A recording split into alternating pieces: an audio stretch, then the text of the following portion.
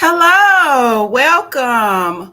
Welcome to the Black Mental Health Matters. My name is Stephanie Renee. I am the owner and the CEO of Renee's Wellness, an organization that specializes in women overcoming negative habits and behaviors by teaching them how to love themselves and through mind and body and soul wellness enrichment. I reign from Dallas, Texas, USA. I hold 3 degrees in psychology, African diaspora studies, and professional counseling. I have worked with various individuals from infancy to the elderly as a clinical director of an outpatient mental health facility and also an LPC counselor. Currently, I'm a life coach. I create courses and provide training through my business, Renee Wellness. My passion is to serve and help individuals to learn to love themselves holistically and heal. Now, we are streaming live to the United States of Africa from Mental Health Matters YouTube channel and on LinkedIn Live today. We will be discussing psycho-spiritual self-care and how important it is on mental health with the African diaspora community. And we are pleased to have the following guest panel members. First, we have Miss Janet. There we go. Hello. Janet. Good day, everyone. Hello. So Miss Janet here, she is reigning from Nigeria, the beautiful country of Nigeria in Africa. And she began her career in 2016 as a counselor volunteer for the UNFPA, an organization assisting individuals to be aware of their HIV status and get proper drug therapy early. In 2022, she was trained as a certified workplace and trauma counselor at the Attitude Development International. Currently, she works for Women at Risk International Foundation, where she provides mental health and psychosocial support and survivors of general-based violence. Additionally, she is the lead counselor at Notos Wellness and Therapy. She supports Race for Excellence in Nigeria, Lagos. Her passion is healing the world one individual at a time. Welcome, Miss Janet. Thank you for having me, Stephanie. It's great to be here today. Yes. Pleasure to have you and delighted to learn more about you with your brilliant expertise.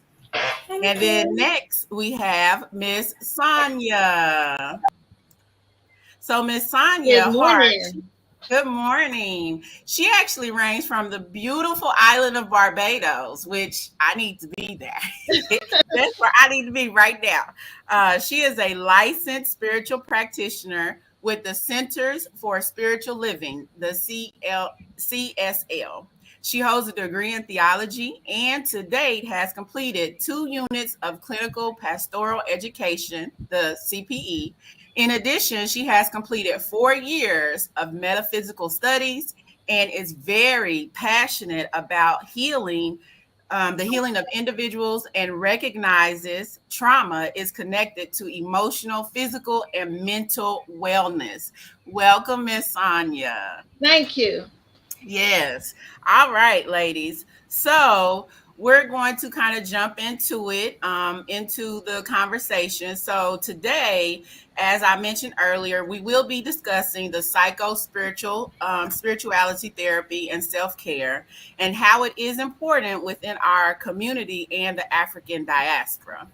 So we'll start off first with discussing what really is the psycho-spiritual therapy or the psycho-spiritual therapy self-care.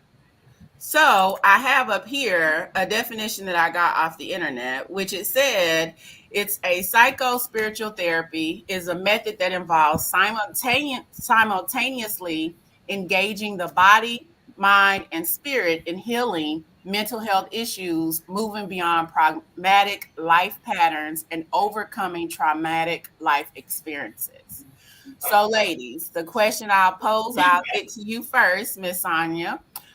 So what exactly in your ideology or your thinking or your opinion is the psycho spiritual therapy? Well, for me, psycho-spiritual is, as you said in the definition, the merging of one's spiritual or religious background to your mental well-being, to your mind, to what's going on inside of your thinking. As a licensed spiritual practitioner, one of the things that we do is to help people to go within and look at their patterns that they've been carrying from whenever. And some of those patterns are actually passed on from one generation to the next through what we call the race thought. So, what we do typically is try to get you to understand who you are, why you're having the challenges that you're having, and then we work with you where you are in terms of your spiritual ideology. And when I use spiritual here, I'm talking about your religious background, because spirituality for me is really about connecting to God, understanding the goodness of God, and living from that place. Mhm. And with that, I am complete on my understanding of psycho spirituality. It is the merging of psychology as we know it and one's spiritual practices and beliefs to help you heal. Okay. Miss Janet? Okay.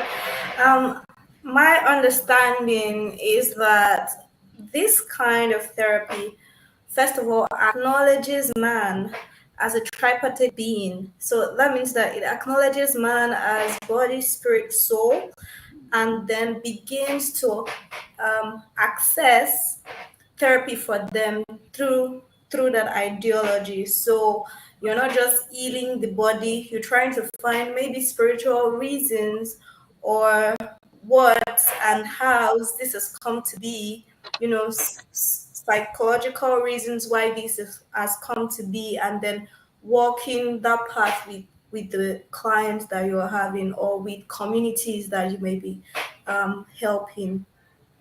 Yes. Mhm. Yes, yes. And oftentimes people think, like with therapy, I know in my experience, they don't understand that that kind of encompasses. I know in my practice, I encompass all of that because I know a lot of times people think, oh, well, I'm not crazy. It's not just about nothing's wrong with my mind, but it's more than that. It's like a holistic thing. So we need to understand, especially in our community, it's all connected. Our mind controls really things that's going on with our body, which Mm-hmm. if we're not spiritually sound or we don't have that good spiritual connection with our oneness, our God, our Allah, whatever you want to use, then that will affect us like a lot. That it will a lot. Yes. So then the next question I posed on here was, see here. Do you feel the psycho spiritual therapy would be accepted in the African diaspora, or has it always been used in our communities? It's just now, since everything has a label, like I feel everything in society is about labeling. I honestly feel that, we've had this as our African roots. I mean, we've had it a long time ago. Like it was part of us a long time ago. So do you think now with the way that the society is moving globally, how would it be accepted in that regards? Miss Janet? Okay. I think that in our community, especially as Africans or Africans in the diaspora, spirituality has always been, used to help people, to support people through their mental health challenges that they could be having. And even prior to the very conventional religions we have now, when the the practices still used to be rituals and things like that, we still engage with the spiritual part to help people. You have things like self eulogization, dance as a way to help people heal. The use of shamans, what we now call empaths, people that can just sense things from other people. So it has always existed in our community, and like you said, I think it's just the fact that there's now nomenclature for all these things, and that's why we are having this at this time. Yeah. Yeah. All right. Yeah. Miss Sonia? I would say that coming out of the Caribbean and having been exposed, and I shouldn't use the word exposed, but having descended from the transatlantic slave trade era, what you see now is a resurge of people going back to old traditional religions like Orisha and Voodoo and Winti Winti and these things within the Caribbean. They've always existed, but had to be practiced in secret. But now you have people just coming out and saying, look, this is my tradition. Let me go back to that. I remember my first experience with Santeria. I was working with a friend doing house management, managing his apartments.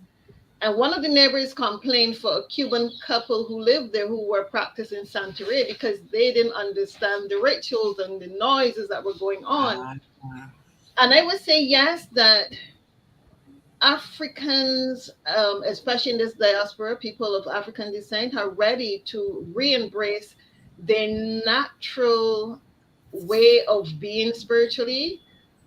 A lot of things that were kept from us through some of the traditional or the accepted religions are now resurging in the Caribbean. They're coming back in big numbers.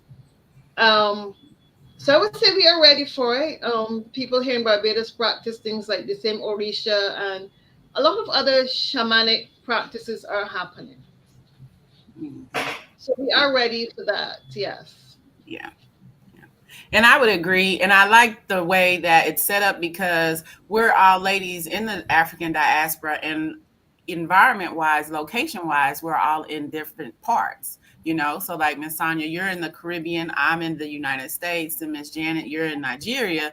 So it's good to see that even though we are dispersed within, different by location, we're dispersed in different places, we still kind of have that same understanding, because I can speak for myself growing up in America. Spirituality was really, really big in my family. I was raised as a Christian. And so prayer and going to, that's nothing new. So that wasn't anything new. If there was things that was an issue or things that you need help with, and you sort to your spiritual source. And in the Christianity world, that would be Jesus. You would pray and have your God and things of that nature. Now that I've gotten older, I've also learned about the other different cultures. And so, Miss Sonia, when you were talking about the Orishas, I was researching those things and looking into that. And I was like, I found the similarities. I found the similarities in that. Like the goddess Oshun, that's like in the Yoruba culture. So, Yes. it all still ties together. I think Yes. in our diaspora, it just may be spoken of a little bit in different ways, but the foundationally, I think it's all the same. So, yeah. All right. So our next question says, what aspects of psycho spiritual therapy helps with mental self-care? So this would be your depression, your anxiety, your things of that nature. And people are struggling with their mindset, like mindset and not being succumb to depression and things. So Miss Janet, what do you think your input is? Um, my my my thoughts are that you know we think like alignment with yourself, with your true self. Um, because people are going back to their roots to try to understand how and why, questions of existentiality. The psycho spiritual self-care would also help to alleviate the the negative impact of those mental health symptoms that they would be having, because there is a sense of belonging, there is a sense of alignment with self, so that would help them in their journeys to finding their truth, whatever that could be. Yes, I think that's one of the things that it will do for people's mental wellness. Yes. Yeah. Yeah. Miss Sonia. Well, as a spiritual practitioner, part of my work is to help people reveal their wholeness, take them back to that place of being divine. So I would say that giving you the tools, whether it is through art, dance, music, whatever resonates with your soul at that level to help you to find the balance that is needed to bring you back to that wholeness, that is what I would do. In addition to that, my main thing is to work with you through affirmative prayer to bring you back to wholeness. So rather than allow you to continue in the negative self talk, I will give you the tools to help you come back to that place of wholeness through affirmative prayer, through sacred practice, whether it is meditation, walk in nature. But the thing is to help you find your wholeness within that brokenness that we all experience from time to time. Mhm. Yeah. Yeah. Yeah. And I would agree. And I think recently I've branched out with my clients and helped them with affirmations and mantras, because depression is really big. And a lot of it is subconscious. We don't understand that we're focusing under depressive subconsciousness. And so just simple affirmations: I am well, all is well within me, everything is working out for my good. I believe that that is really big on quieting down that conscious that always want to scream at you that you're not good, you're not okay, there's problems, and being able to do that. So I really, think that that would be beneficial, or that's one of the benefits in it in regards to the mental self-care. Can I just interject here and go back to a biblical principle um, from Genesis, where it says, "In the beginning was the Word, and the Word is God." Yeah. And that is one of the principles that I use in my work, where people get to understand the power of their own word, what you're saying to yourself, and to use it in a positive way rather than in a negative way. Mm-hmm. Hmm.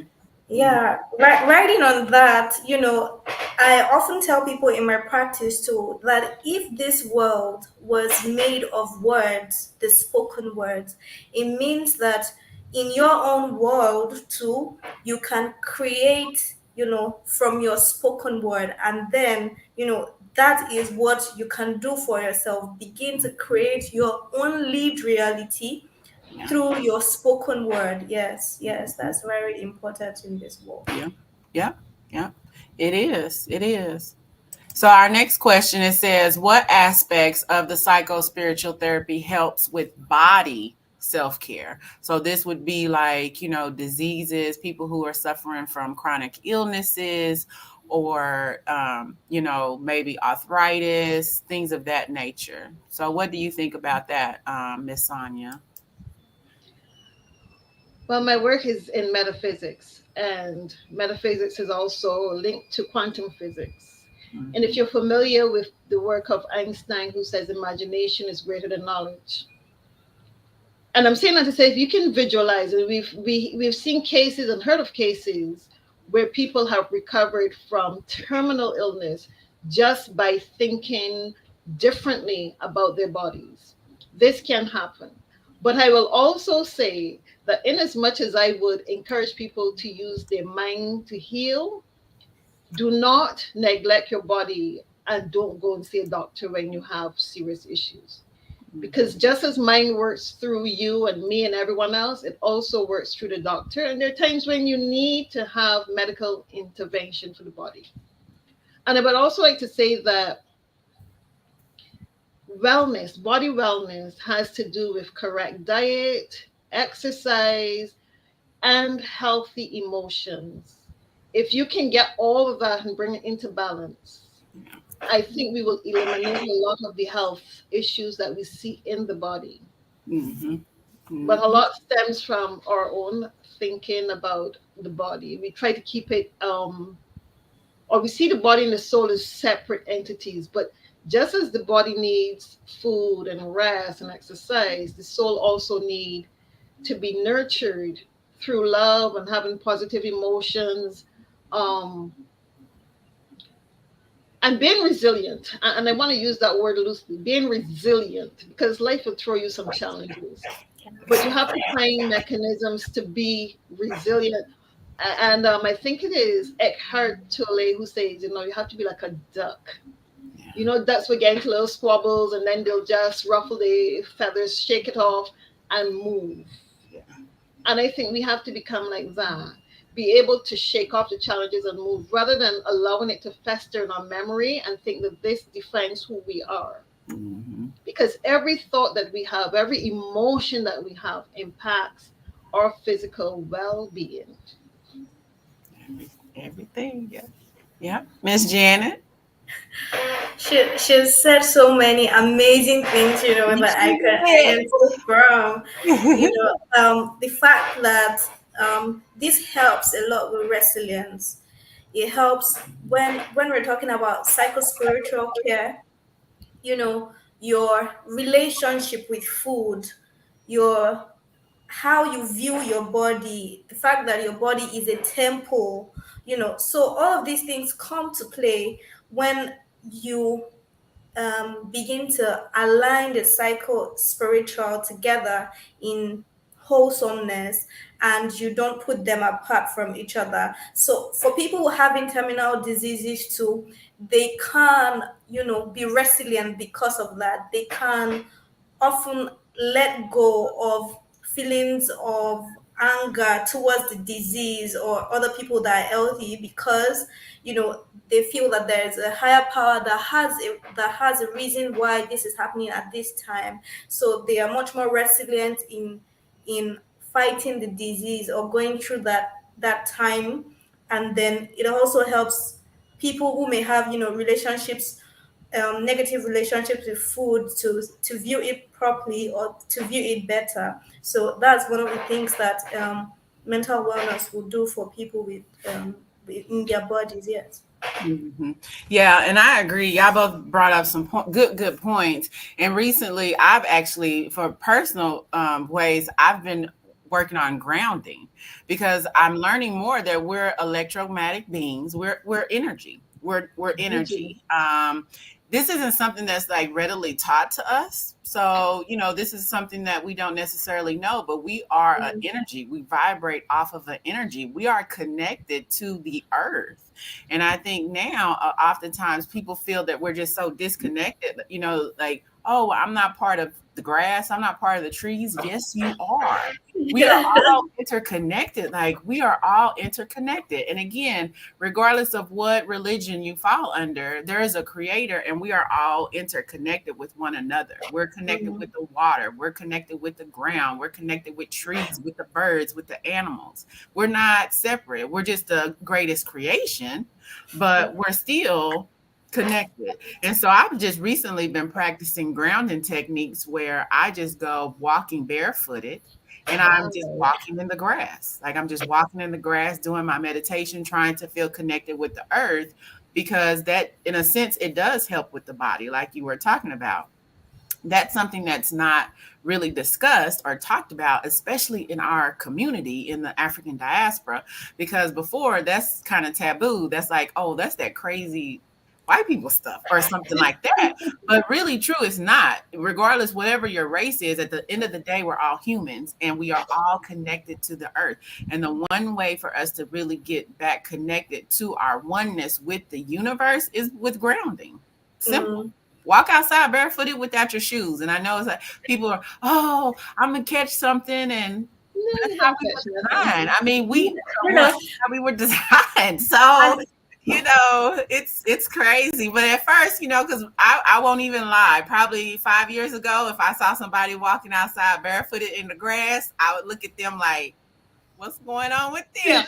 But now, with my new enrichment, my new enlightenment, I understand it a lot more, and I'm very accepting and opening to learning new things, especially if I know it's going to benefit myself and my community. So I try and share when I can. Hmm. As a child, when I fall ill, I noticed that if I place my feet on the ground, I felt better. But I didn't understand the reason why that was until, later in life, when I started reading and learning about all these new practices to center yourself and ground yourself. Yeah. Right, right. Yeah, it's important. Yeah, So, you're drawing energy from the earth when you walk on the ground like that. And as you said, we're all energy and everything is connected. At the end of the day, there's only one with so many individual aspects of itself. And mhm. that's how we express, as just one. Yeah, yeah, that's true. That's true. And then our next question, it says, what aspects of the psycho spiritual therapy help with our soul? So that's the bigger spiritual part of self care. Mm. So, Miss Janet, what do you think? Um, you know, even if we try to remove them from one another, the soul as an entity, there is centeredness, like we've said, when you know you try to align your psycho spiritual beliefs together. um you can, as a Christian or as a Muslim, or with practicing Hindu, be able to see how what the tenets of your religion says, and how psychotherapy could help you. And you can find practitioners like Mrs. Sonia, who are very vast in this, to help you walk that path. Your soul can feel much more warm. It can feel very well centered with yourself and other people. Your relationships would thrive better, would blossom better. Both the relationship you have with yourself and the Mhm. relationships you have with other people, external relationships, when you know psychospiritual is helping your soul or is linked to your soul care. Mhm. Yeah. Yeah. Yeah. Miss Sonia. I would like to think of, and not necessarily I would like, I see the soul as the ultimate reality of who we are. Mm, And the soul knows what it needs for its own healing. And therefore, it will intuitively reach out to whatever source, whether you're needed as a catalyst in my life to help me to get over something that I have to deal with. Take, for argument's sake, relationships. I may be bad at relationships because of something traumatic that may have happened as a child, and the soul knows, okay, you need to address this situation where you're not trusting, so I'm going to throw you into situations until you learn how to trust. The mm, soul, Mhm. the soul ultimately knows everything that it needs to know in order for self-healing, and it will guide us and push us. Sometimes we are obstinate and we don't listen. mm, As a spiritual practitioner, one of the things I also encourage is visioning. It is similar to visualization, but the difference is that in visioning, what I'm asking the client to do, and there's a 5 to 6 questions that we will go through. What is spirit's highest good for me in a situation? And you keep asking these questions, and that's the first question, and you listen, you pause and you listen, because whether or not we want to believe it, there is an entity that is within us, that is us, Mhm. that knows everything for us. And Mhm. once we can take our little selves to that big self and say, look, I'm having a challenge here. What is my highest good in this situation? What am I to learn from this experience? How should I proceed out of this experience? What Mhm. do I need to release from this experience? What should I embrace from it? The soul, in my opinion, just have all the answers, but it is for us to listen in. Mhm. And I mean listen inwardly. Do a lot of deep mm, listening. And that's where meditation comes in That's sometimes it. for some people, listening in. That's where a nature walk would come in for some other people, going Mhm. for a walk, things like art, artistic expression. The yeah. soul just knows what it needs for us to Mhm. experience so that we have total well being. But it comes down to our willingness and openness to Mm. understanding and allowing soul to have the expression that it came here for with gratitude. Right. Mhm. Right. Right. And that's good you bring that up. I mean, gratitude is really, really big. I don't start my day without just being saying thank you and just being grateful. And I list like one of the practices I tell, some people, I said, just in the morning when you wake up, just say 5 things off the top of your head that you're thankful for, because that kind of sets the tone for your day. That does set the tone for your day. And I think now with the awareness being more of our body, mind, and soul is connected, It only makes sense. Like it only makes sense. And as you were saying, Miss Sonia, our body does speak to us. It does speak to us. And I've been learning under Louise Hay. She was a mentor here in the United States. And she was saying that oftentimes, like maybe if we have a headache or maybe if our stomach is hurting, what we like to do is just pop a pill, take a pill. If my head is hurting, I'm gonna grab me some Tylenol or some ibuprofen. Or if my stomach is hurting, I'm gonna grab me some Tums. Or it, you know. But our body is trying to talk to us. Well, our body is talking to us, and that is the soul spiritual connection ties with it. We have to be aware when those things happen, because what she was saying is when we give ourselves that pill, if we have a headache and we just take ibuprofen, we're just telling our bodies to shut up. We're just Yes. saying, I'm not going to listen to you right now. I just need this instant relief. I'm not really concerned about what's going on. And like you were mentioning, you talked about meditation. That's where that part comes into. Like you can really just quiet everything else that's around you and just really go within and really speak to yourself, speak to your spirit and be like, what is really going on? What is happening? And a lot of times it's connected to something that we had no idea of what it was. It could have been an argument that we had with our sibling 10 years ago, something, and we don't think that all that is connected, but it really is. It really is. And I'm gonna go just for a second and go to the comments because I see that there was some questions in the comments, so I want to address some of those things. So we had a comment from Miss Trice. She said, good morning everyone. Are there resources that address mental health in the African diaspora, like books or links? And then what resources do you all recommend in addition to getting therapy?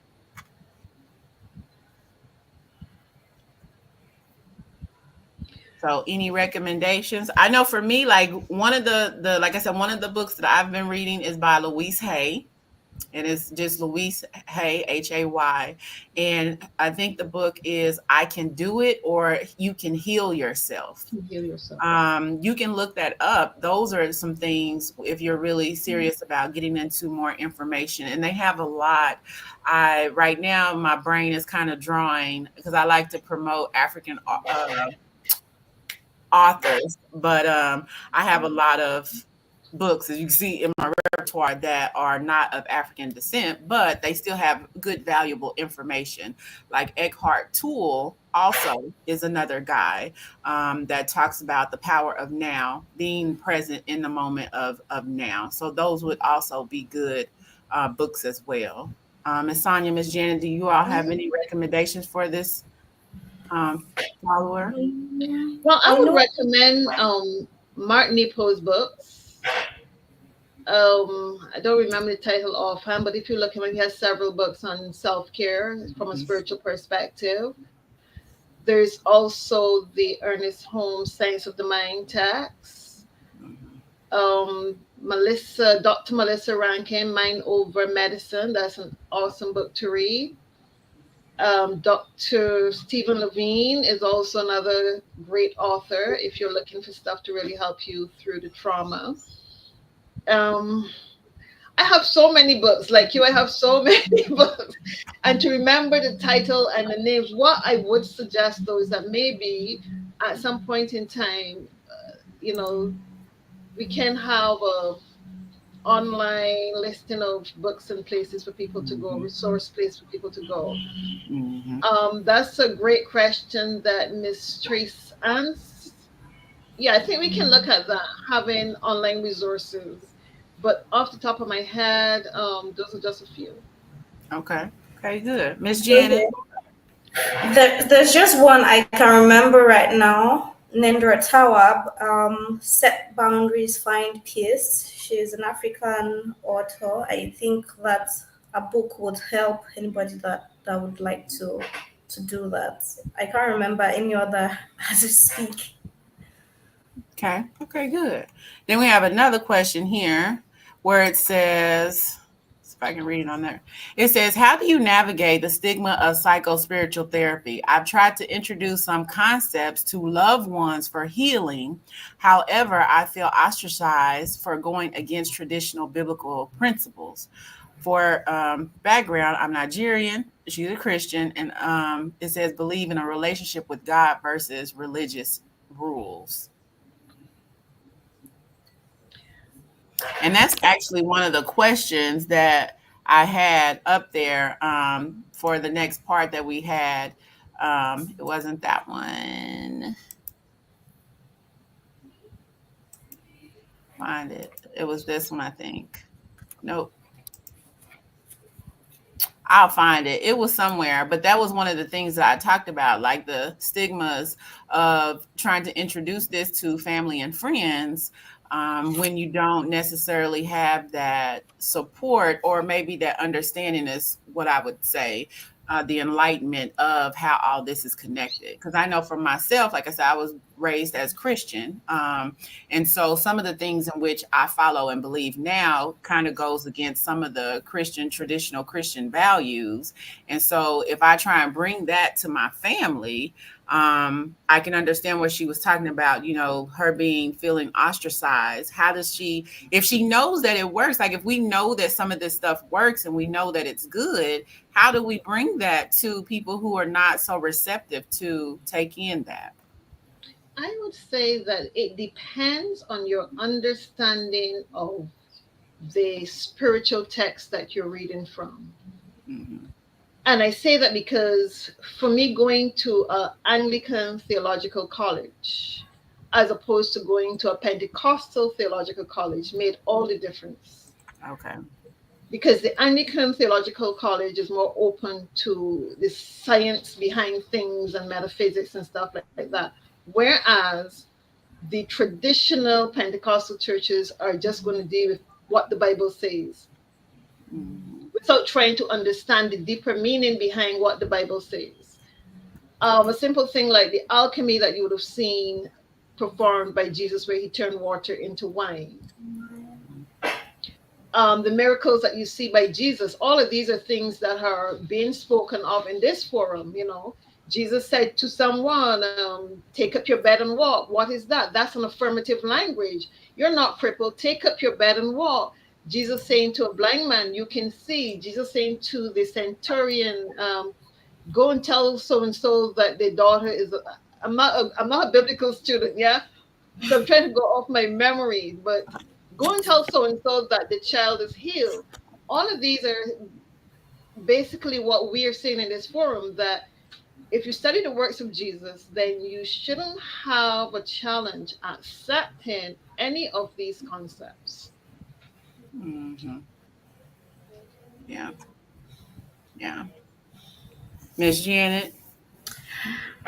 I think that with any form of healing, there has to be acceptance, so they would have to come to a place of acceptance of these new methods, or like Sonia said, the ways in which they did not see this as present in the Bible and what the Bible represents before it can work for them, or it can be present for them.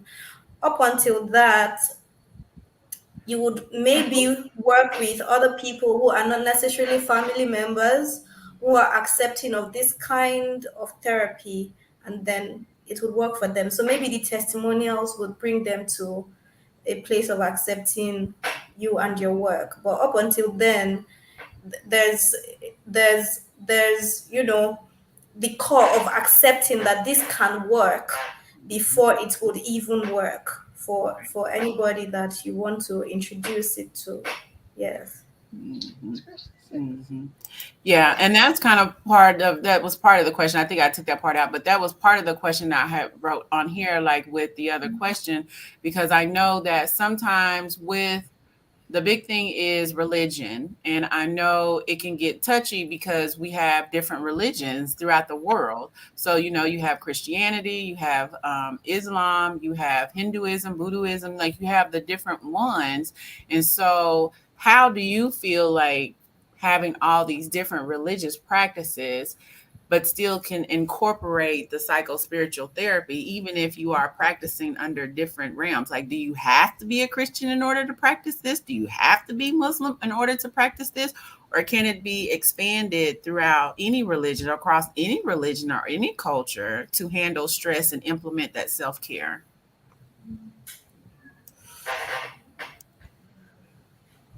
So, what do you My, think, Miss Janet?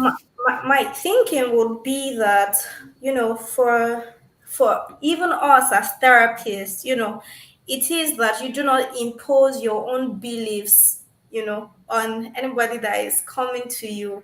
You present to them, possible methods or things that can work, and then they make their selection. So you can just go in to have as much knowledge, so that if someone wants to approach their healing through metaphysics, they are able to do that. If they are able wanting to do that through psycho spiritual therapy, they are able to do that. If we are approaching this through quantum physics, for example, they are able to do that.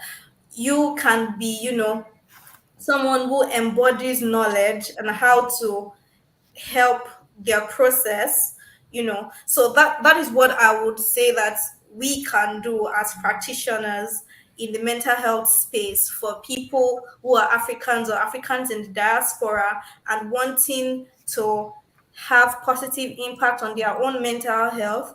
We can say, okay, this is this method that can work. I know that if you chant and say these particular prayers, you can call them positive affirmations, if it is in line with your belief as you a Christian or a Muslim or an Hinduist, looking at traditions that do exist now, you will see a lot of meditation in those practices. The Bible says that meditate on this word day and night. So there's a time for you to think about your day in the morning and at night, practicing gratitude. In all things, give thanks. So all these things come into play, and you can bring in from, if a person has a particular religion, your knowledge of that, how it could help them, and then that's where you would work from. That's what I think. Hmm. Yes. And what about you, Miss Sonia? I would say that there is a golden thread that runs through all religions of spirituality. Every religion that I know of has spirituality at its core.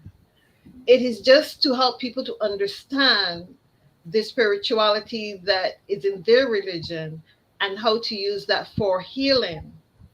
Because as Jeanette was saying, different mantras, different prayers for healing. It does not necessarily have to be a situation of spirituality, something separate from your religion, because it is not. There is no religion without spirituality. Hmm. They all teach about spirituality, they all practice spirituality. So I would say that meeting people at their level of understanding and working with them from that place. And that's why I think it is important for therapists to have an understanding of the living human document that Mm, sits in their chair. If you have that understanding, then it makes our jobs easier in terms of helping people with their traumas, whether it is physical, whether it is spiritual, or whether it is at a soul level. It makes it that much easier to help. So I would say that for me, it is a situation of meeting your clients at their spiritual level, at their physical level, at their financial level, going where the client is. And the other thing too is not to come across the clients as though, I have the solutions for whatever challenges you have, because we don't. mm, We can only help them to discover what is going on in their lives. We're just there like a little compass, pointing the way. This is the direction you want to go in. Well, you got to follow this map. That's it. So we meet them at their level. Yeah. Yeah. And I would agree because as a life coach, from transitioning from counselor to like being a life coach, I do meet people where they're at. And I've worked with people from various religious backgrounds. And like you were saying, the bottom line is there's some sort of spirituality connected with it within all of it. And I just like my personal thing is I think there's different variations. So I feel like the different religions are just different variations of the same story, which we're all connected, we're all one, we're all in love, we are to be loved, we are to understand ourselves as well as each other. So I think it's just the way in which that story is told, maybe a little different depending on the religion that you practice. But overall, the foundation of all of the religions are still under that same premise as you were speaking of. Yes. Yes, good. And the next question that I have on here is actually going to speak about the suicide rates, which I know here in America, it is really, really big. So it says, how can the psycho spiritual therapy help with the suicide crisis going on now in our society? Because here, I just recently looked it up on the CDC statistics for it, but this was 2020 information. It says suicide is the 12th leading cause of death in the United States. And in 2020, there was 45,979 Americans that died by suicide. And then they were talking about that there was an estimated 1.2 million suicide attempts. Now, these statistics right here are just in the United States, right? So, and that was from 2020. So I know within the Caribbean and when also the African continent, with different various African countries, the whole thing of suicide has been really increasing at alarming numbers right now. So how do you think that part of being in touch with the psycho spiritual therapy can help with this whole suicide epidemic that's going on? Miss Sonia. And I understand suicide because I have a sister who decided that she was going to help herself over the other side through that method. And having become intimate with death and understanding that death is not the final reality for us, I think if you can get people to understand that no matter how challenging things become, death is never going to be your final reality. There has to be another way out. It is, I guess, using positive reaffirmation, getting people to remember who they are and that you are a child of God. God is the ultimate reality of who you are. So this is not going to end here. Mm-hmm. It doesn't end here. You're going to have to deal with it, whether it is in this form or whether it is, okay, God, so here I am, big God, this is little me. So I think it is getting people to come to that place where they recognize suicide is not the answer.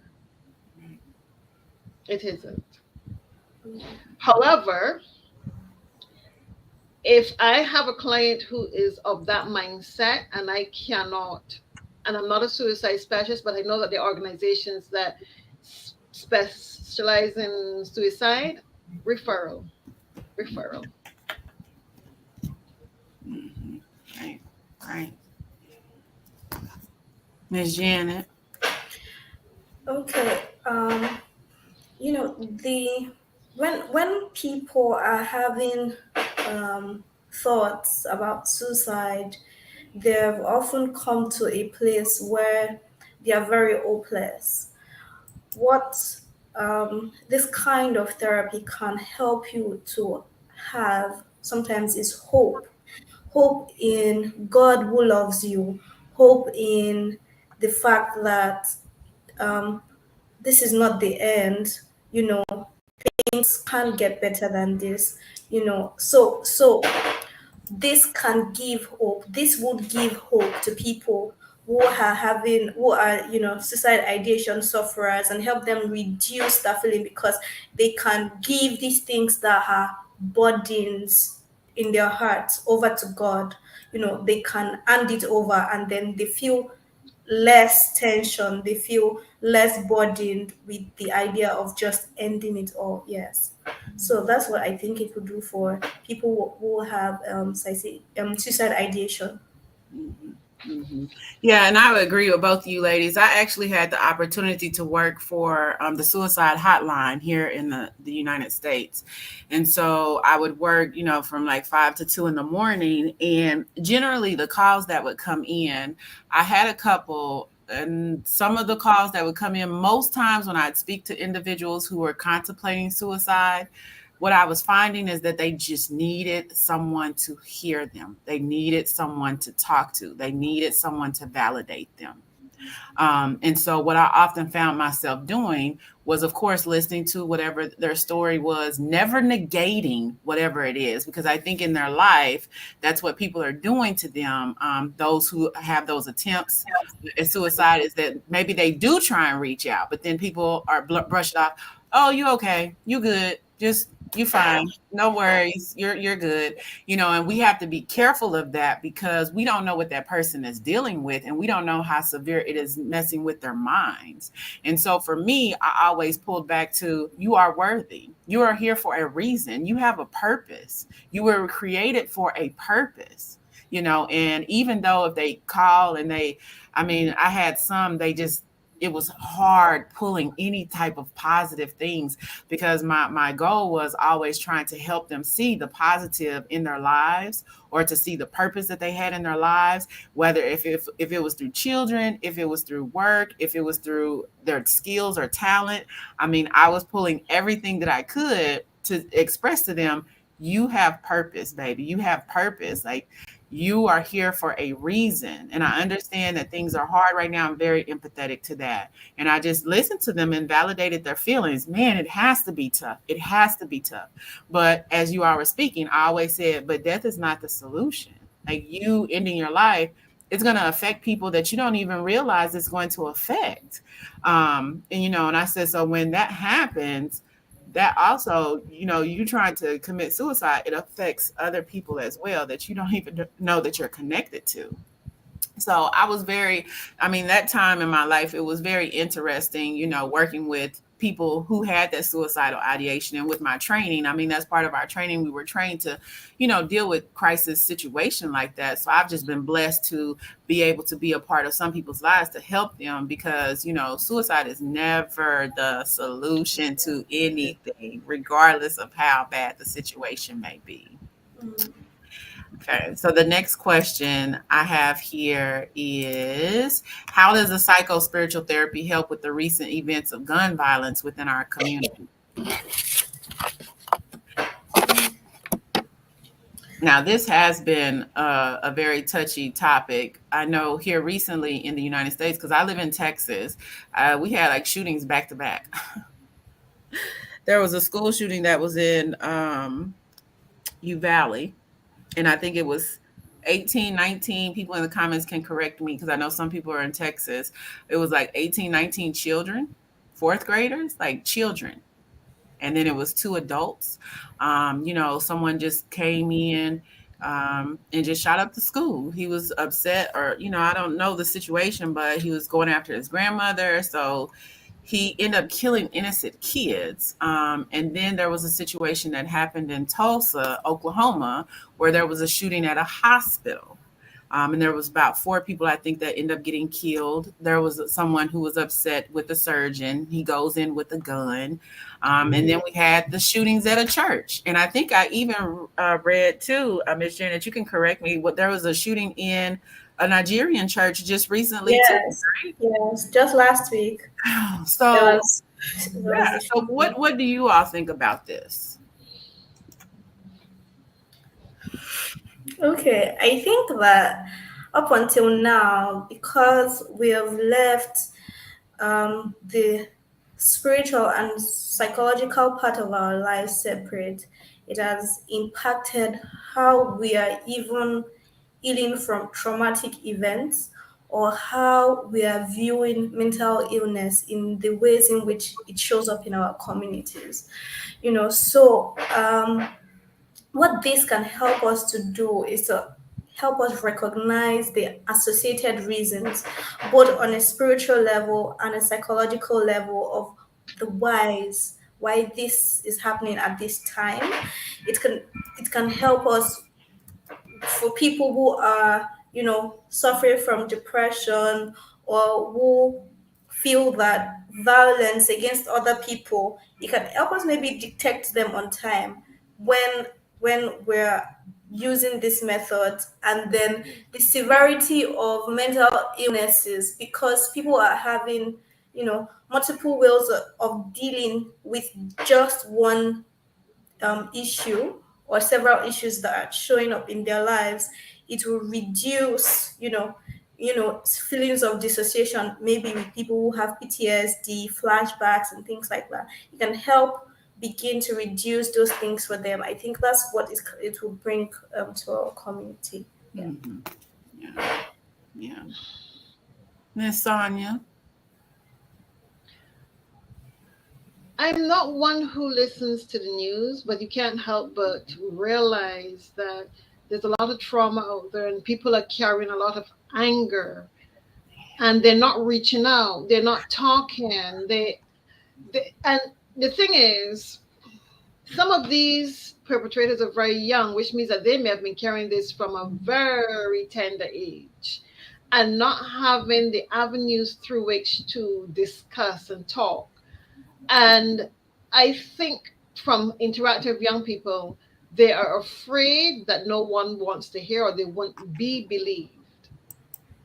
But if we as adults would reach out and create avenues for young people to have a safe and sacred space to share, I think we would see less and less attacks on vulnerable people in society. I think people will find ways, like maybe join a gym and just find a punching bag and release all that frustration. Yeah. It comes down to having a safe and sacred place that you can go to and share your feelings, knowing that it is going to stay there and it's confidential. Mm-hmm. Unless you're in the USA, you have to report elderly abuse and child abuse. Mm-hmm. Mm-hmm. Yeah, yeah, and I'm with you too, Sonia. I can't. I don't say I don't. I can't. I can't watch the news because too much of the negativity, it really does have an effect on me. I have a best friend that, I kind of reach out to her and we talk about things that go on because I think she's my informant. And so she kind of tells me because the negativity for me, I can't deal with it. Like just me. I don't know if it's part of me being an empath or something. I don't know, but I can't filter in too much negativity. But, like I said recently, the thing I guess that kind of gets me with this whole gun violence thing, and you were saying it right, Miss Sonia, when you were talking about, the people who are doing this, they're younger, like they're younger kids. And I know growing up in America, I love my family. Growing up in America, children were to be seen and not heard. So that was something that was always taught with my family. If you were a child, we just need to just see you, but don't open your mouth. Like, don't say anything.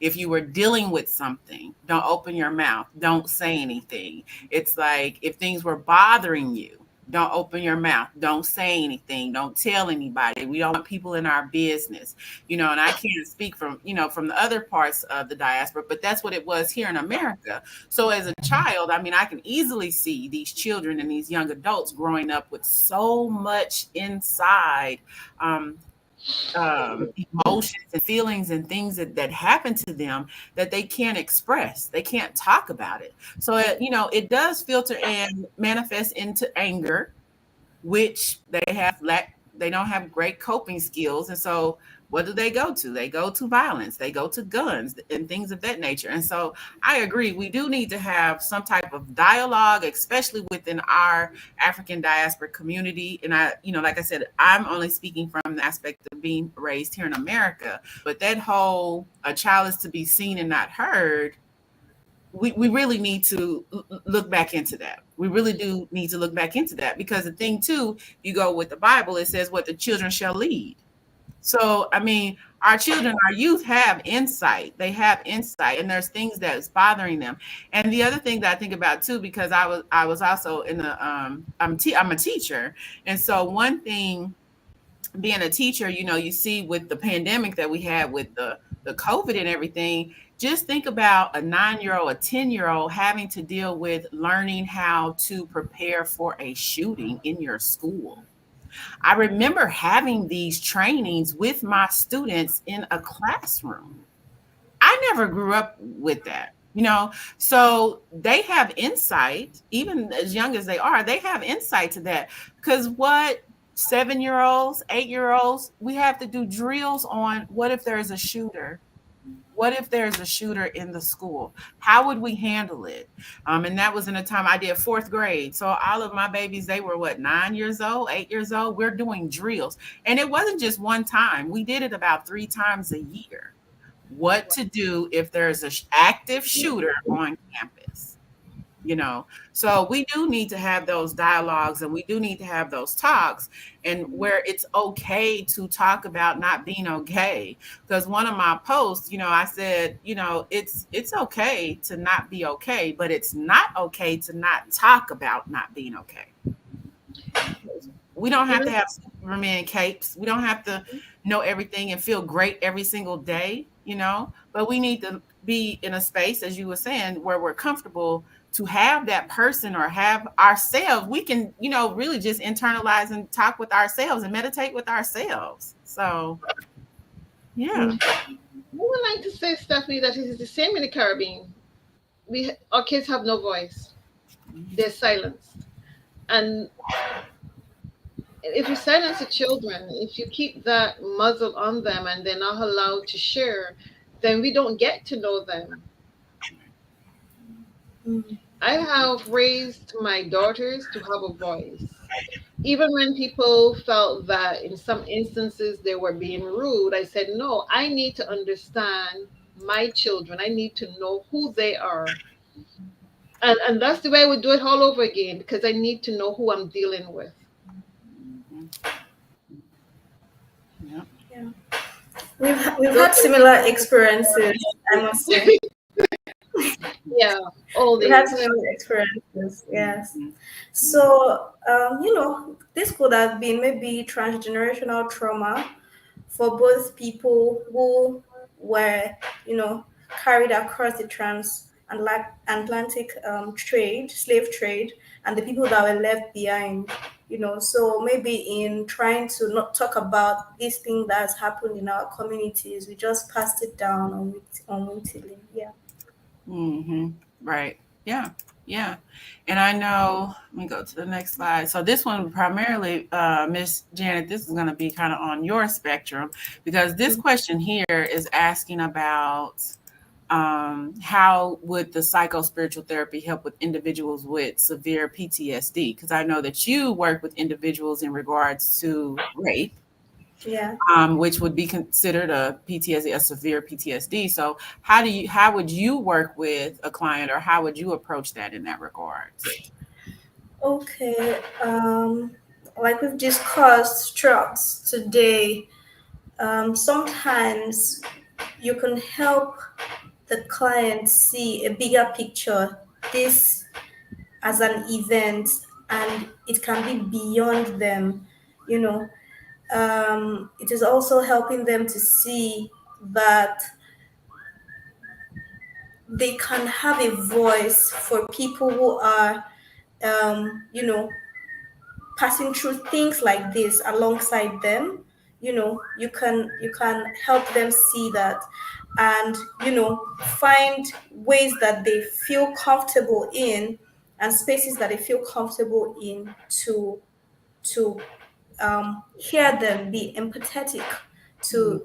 to their lived experience, you know be able to help them through the ways in which the psyche reacts to that particular event, the way in which the body holds on to the trauma, and then begin to help them to find ways to heal from there that is, Mhm. convenient for them. Yes. Mhm.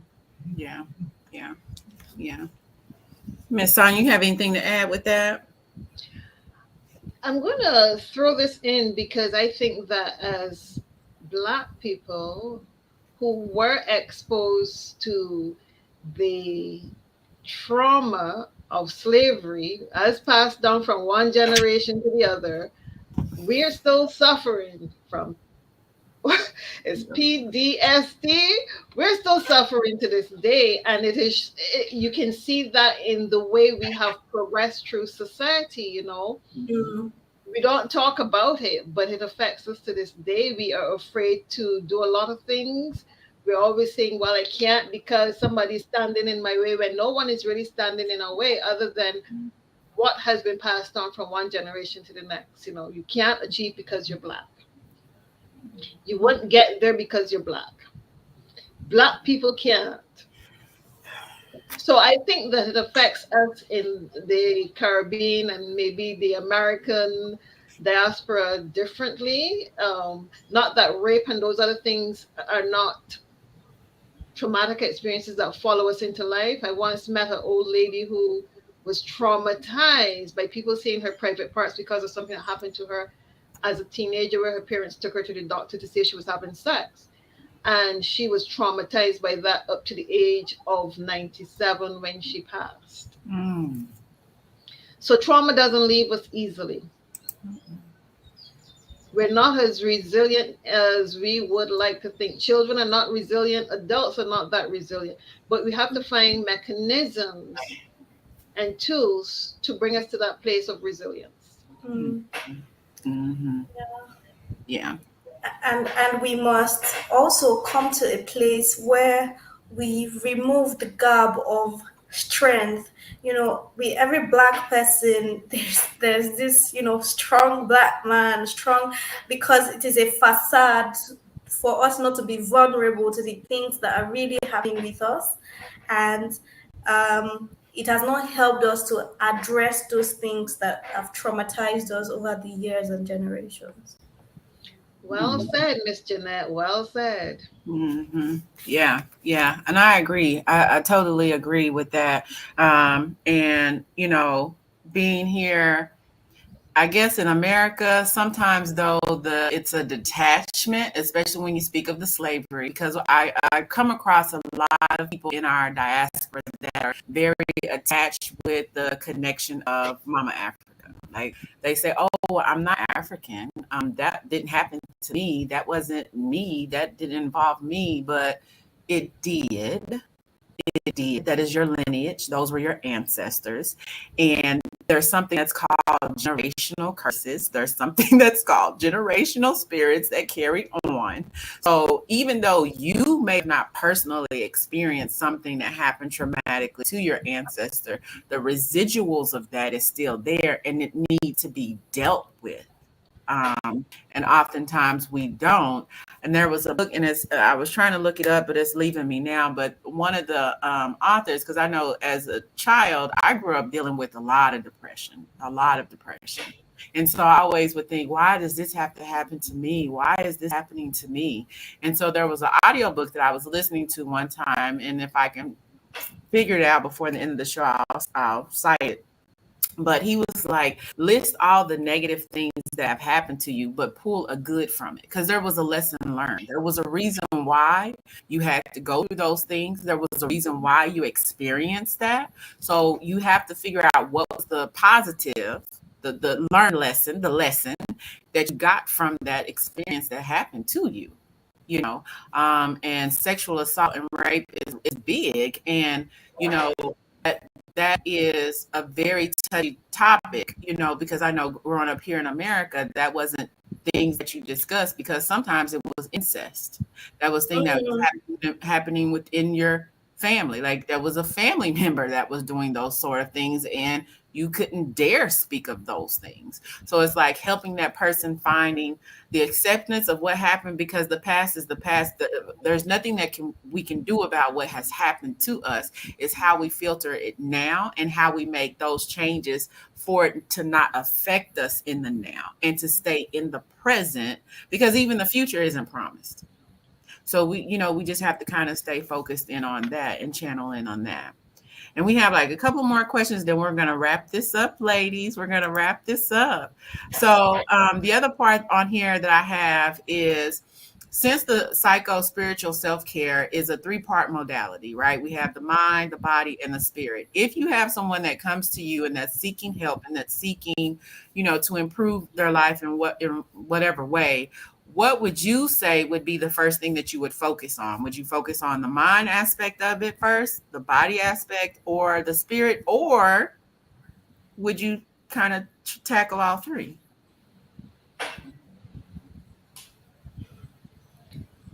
I would tackle all three.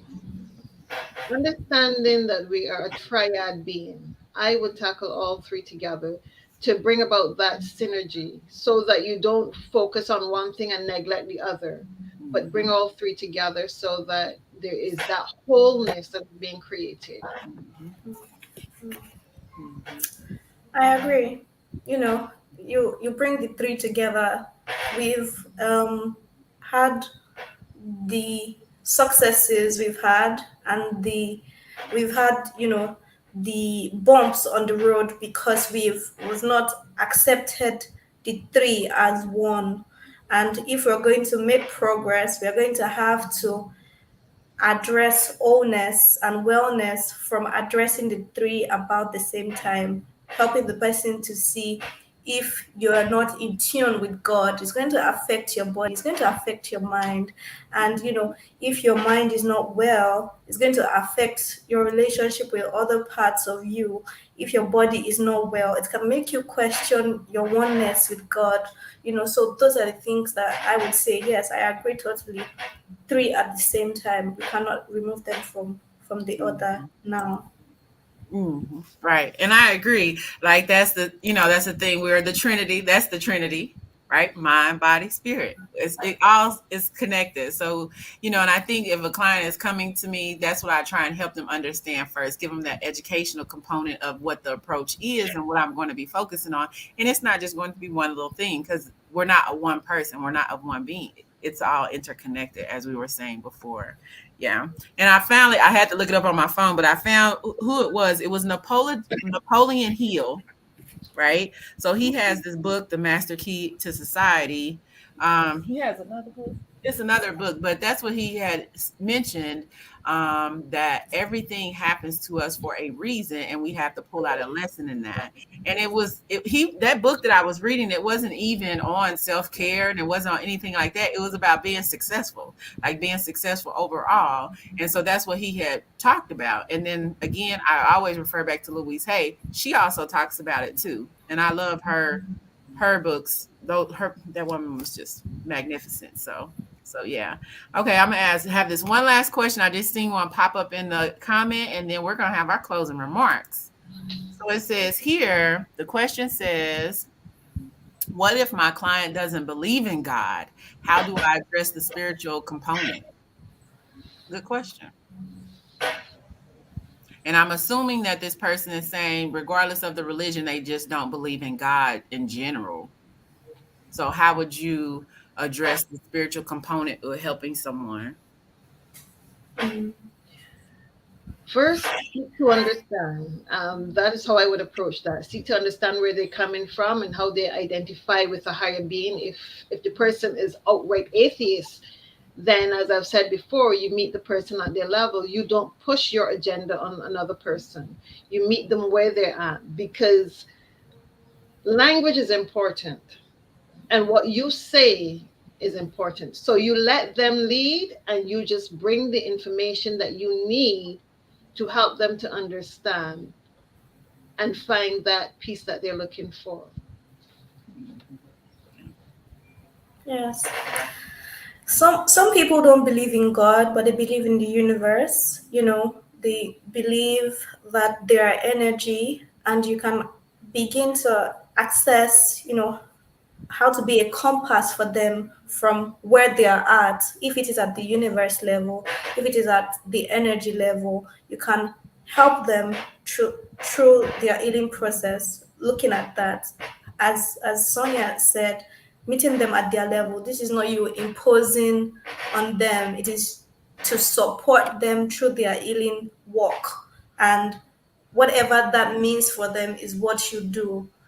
When or if they then come to you that, oh, while I was doing all of this, I then realized that there has to be a creator. Okay, then there's a change in how the therapy occurs for that client. But up until then, you meet them at their level. I totally subscribe to that. Totally Mhm. do. Right, right. And I know as a counselor, like in psychology in my master's program, we studied that you will have people that come that may have different beliefs. And again, it's not about your personal beliefs. It's not about you. It's not about you at all. It's about the client that comes to you. It's about what they believe in. So they don't believe in God. What do you believe in? Let's talk about that. Let's explore that. Let's see how that looks in your world. And then we will work from there.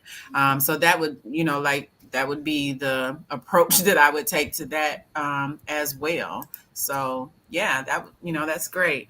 Well, ladies, that was excellent. That was excellent. And we're gonna wrap this up again. For those that were in the comments, we appreciate your comments. We appreciate you all being part of this movement that I think is really, really good. We need to continue to push this agenda of making it understand that Black mental health does matter. It does matter. And I can start with Miss Janet. Let me get the correct thing up here. I'm going to let you start, ma'am, with your final closing remarks.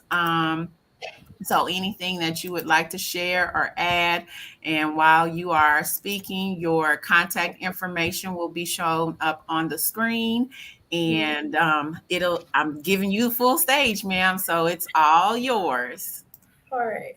Thank you so much, Stephanie. Thank you so much, Sonia. It's been educative speaking with you. My words to the people who have listened today is that really is psycho-spiritual healing linear. So give yourself space, give yourself room to have detours on your journey, and be open to understanding yourself as a tripartite being. When you want to heal yourself, it's going to help a lot. Those are my closing words. Thank you. All right. And Miss Sonia, we're going to have your closing remarks. Let me get it queued up here so I can get your thing up here. So whatever you would like to share with our viewers and listeners, and partake your wisdom, ma'am. Okay, first I want to say thank you for having me on today, and it was awesome just interacting with you and Jeanette. What I would like to leave with viewers is reach out. Just find someone, someplace, reach out. In addition to that, find a spiritual practice that resonates with your soul. Be self compassionate, be self aware. That's what I would like to leave with everyone who has been on this show today.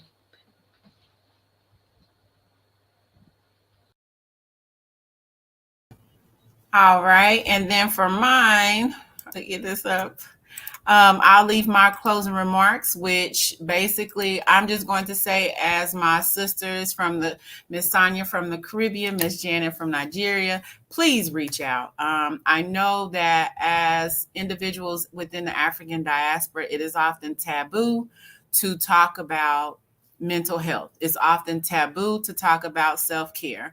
I know growing up, that wasn't even thought of, you just taking time to get within yourself, understand yourself, love yourself, work on yourself. That is important. And don't think that you don't have anyone to talk to. No one will understand. No one will listen, because people will. There's people out there. If it's not your friend, if it's not your family, There is a professional that you can reach out to. There is numerous individuals, anonymous lines and telephone numbers that you can call, you can text.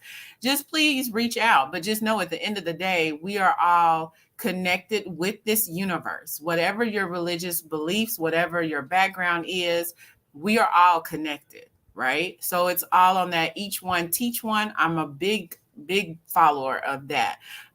If you know something, then reach out, speak out, say something, but don't sit in silence. Don't hurt, and understand that you can do this and you can have a support. There's plenty of groups on Facebook. I mean, you can join this Facebook group, the LinkedIn group, and just get help. Just reach out, but don't sit in silence. Don't just not think that it's not important, because it will manifest itself in a different way. So if you don't deal with it, trust me, it will manifest itself in a different way. So you want to be active and seek that help that you need. So again, ladies, it was a pleasure working with you. I really appreciate your time. I'm gonna have to keep in touch with you guys so that we can stay connected, because Miss Janet, when I come back to Nigeria, I'll link you up. And Miss Sonia, when I finally get to come to Barbados, then I will link you up, because that's on my mission. I haven't been to Barbados, but I've only been to Jamaica and Bahamas, but Barbados is on my list. So it was a pleasure working with you ladies and having this discussion. And I wish you all a good, happy, restful Saturday. Thank you. Uh-huh. Thank you. Uh-huh. Wish you the Bye-bye. same. Bye. Bye.